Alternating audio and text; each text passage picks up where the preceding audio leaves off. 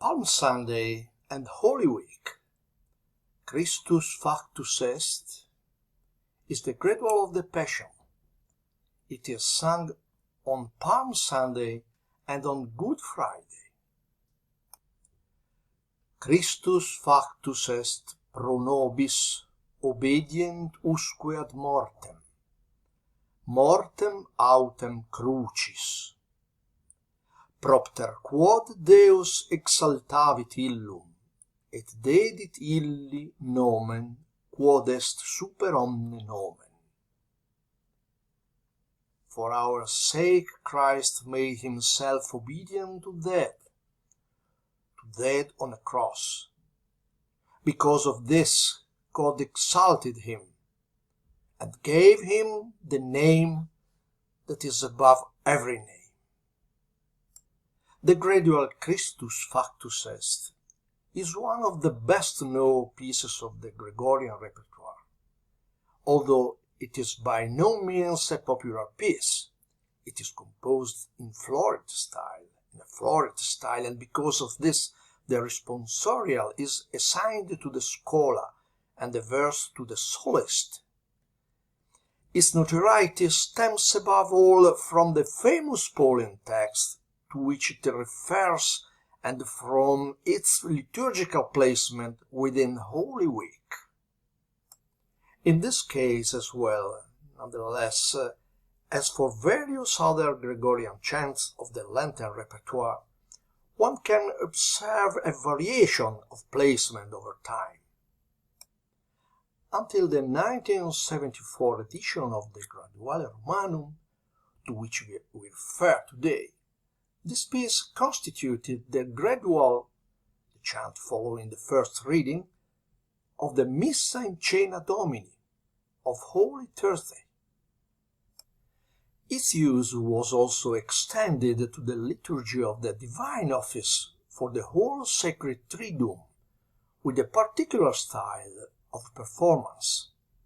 On Holy Thursday, only the first phrase was sung, Christus factus est pro nobis obediens usque ad mortem.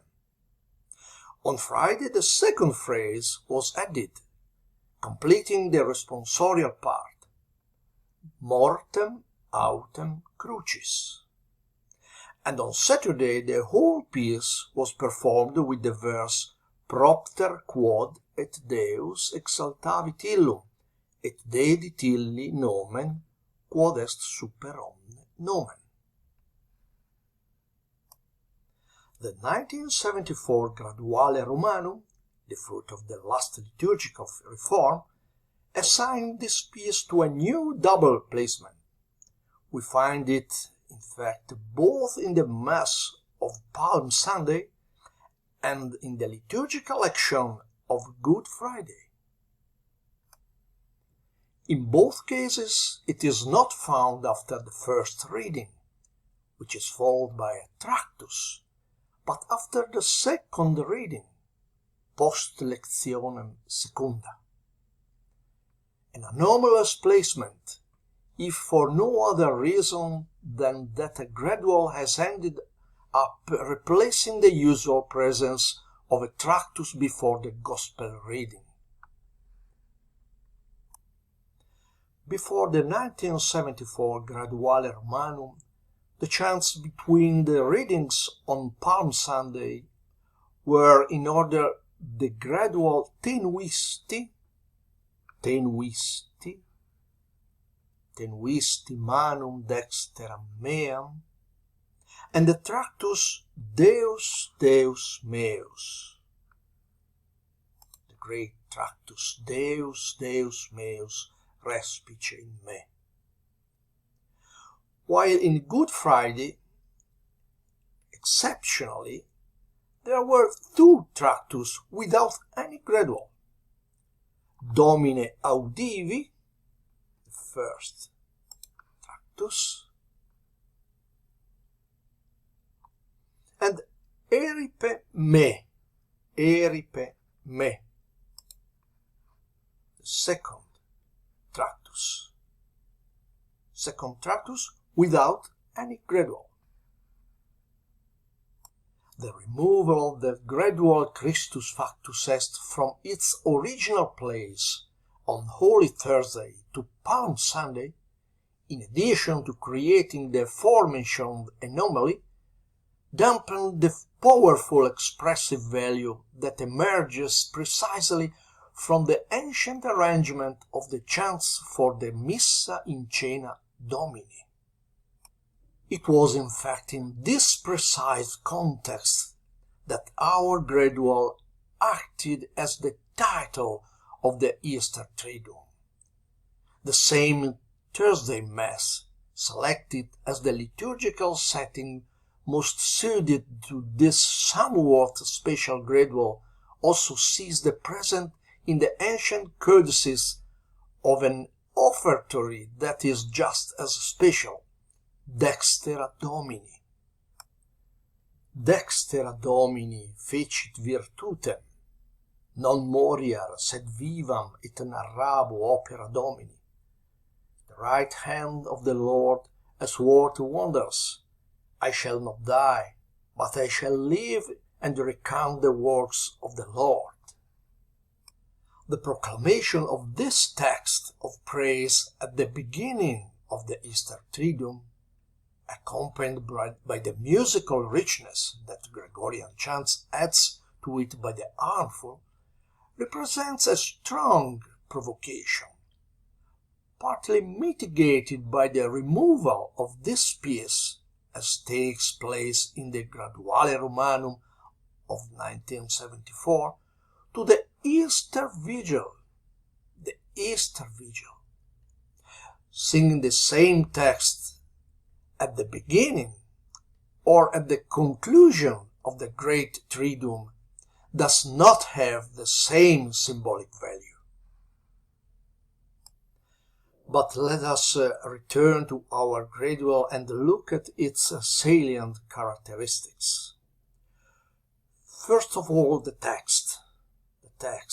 This is the famous Pauline hymn contained in the letter to the Philippians, with an addition of particular importance in the first phrase. The biblical text, in fact, does not include the specification pro nobis, for us, which in this specific context emerges as a decisive novelty in the musical construction of the responsorial part. With regard to the musical construction, we find ourselves before a gradual in the fifth mode.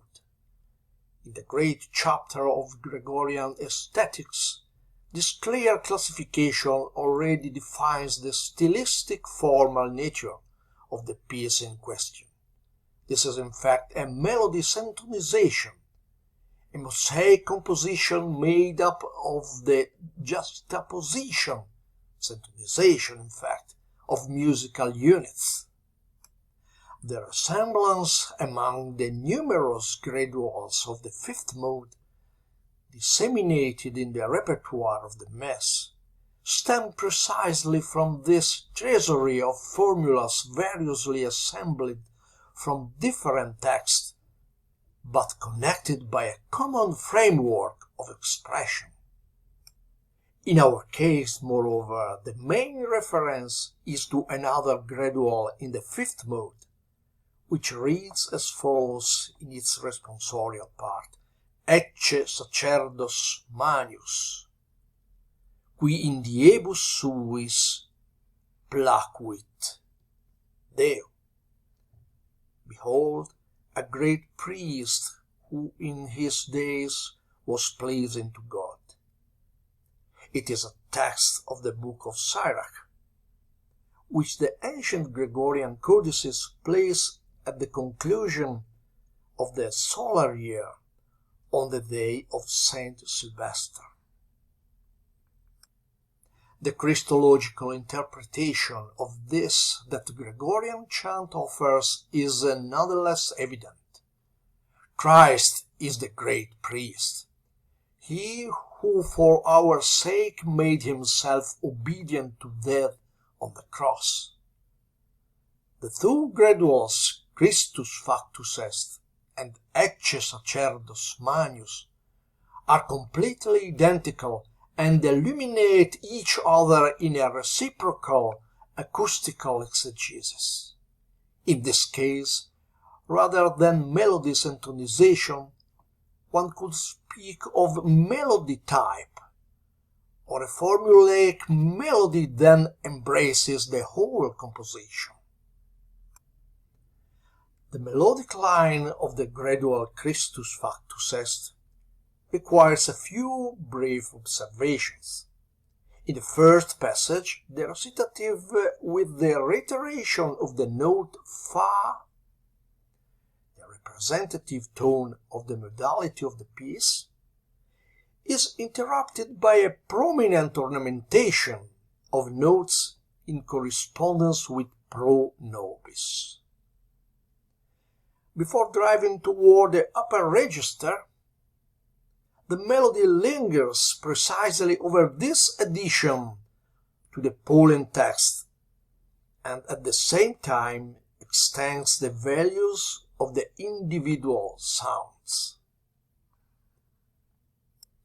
The disproportion between the initial recitative and this solemn melodic rhythmic amplification is evident, and manifests the clear intention of assigning an expressive weight of particular significance to this first cadence. It is for us, pro nobis, that Christ made himself obedient. This is the concept that Gregorian Chant, in this week that is so central to the journey of the liturgical year, wants to highlight by having recourse to its most efficacious compositional techniques. Moreover, if we return to considering the original destination of this gradual, how can we not intimately associate this pro nobis with the Eucharistic liturgy of Holy Thursday? Is it not perhaps in the context of the Last Supper, which the Missa in Cena Domini commemorates in a particular way, that Christ offers his body and blood for us? After a peremptory assent in the central part of the responsum, entrusted to the scholar, the melodic arc again touches the lower regions in correspondence with the last word, crucis. The importance of this substantive, seen in context, appears to be taken for granted and is rendered musically by the prolonged melisma on the final syllable, crucis. There is also space, finally, for a few melodic illustrations of the text. Again, on this last syllable, in fact, the lowest note of the whole piece is reached, signifying the extreme abasement of Christ on the cross.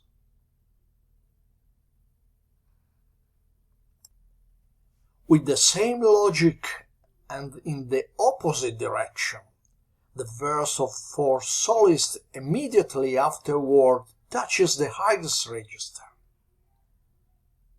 After narrating in the responsorial part the kenosis of Christ, mortem autem crucis, the Gregorian chant proclaims his exaltation in the verse and celebrates his name that is above every other name. Propter quod Deus exaltavit illum, et dedit illi nomen quod est super omne nomen.